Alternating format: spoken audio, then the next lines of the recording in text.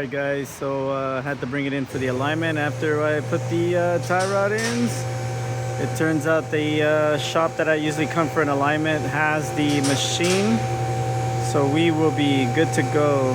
So she's on the lift, getting set up right now, and we're gonna see how this goes. So hopefully I didn't tighten up those tie rod ends too much, and if I did, well, I guess they're about to fix them up, but she's looking good.